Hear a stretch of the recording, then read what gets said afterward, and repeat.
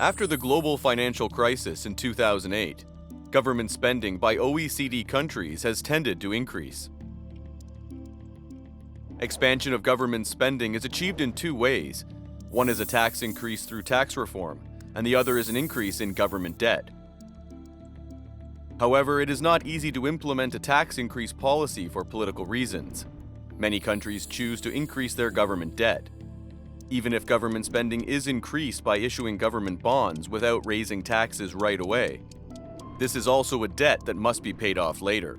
It is not an easy option to raise taxes even later, so the government should strive to discover new sources of tax revenue. We would like to introduce two policies of legalizing the underground economy implemented in Korea for the purpose of discovering tax sources. One is the credit card income deduction program, and the other is the cash receipt system. Korea experienced an unprecedented economic crisis in 1997, which was precipitated by a severe shortage of foreign exchange. Many companies faced bankruptcy, and multitudes of laborers and employees lost their jobs. The national economy plummeted rapidly. The GDP growth rate was minus 5.5% in 1998. The Korean government received a salvage loan from the International Monetary Fund of $21 billion to overcome the crisis, which needed to be repaid. Hence, the government had to find a way to increase tax revenue.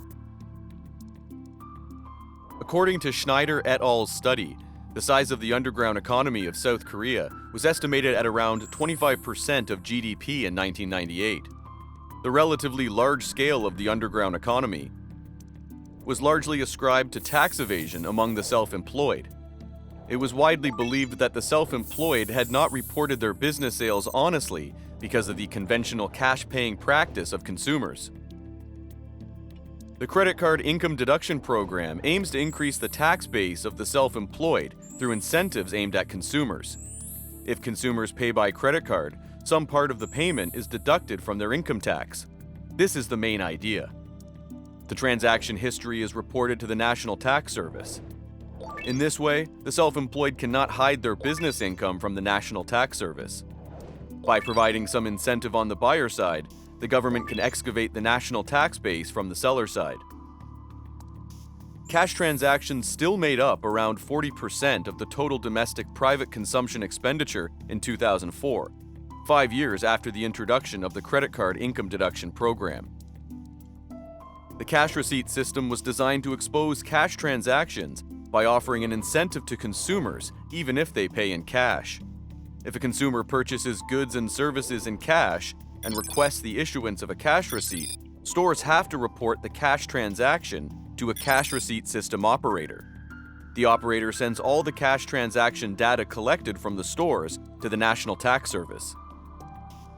Some amount of cash receipt issued purchases are also deducted from consumers' income tax.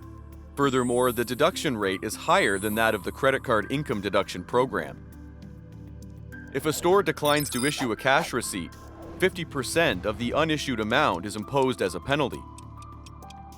At the same time, an individual who reports a registered store's violation of cash receipt issuance will receive 20% of the unissued amount as a bounty. This bounty system works to ensure stores issue cash receipts without trying to offer discounts to consumers in return for no cash receipts. The credit card income deduction program and the cash receipt system have been operating successfully thanks to advanced informational technology infrastructure and a well-equipped nationwide credit card system in Korea. In the next video, we will see an assessment of the lessons from these two programs.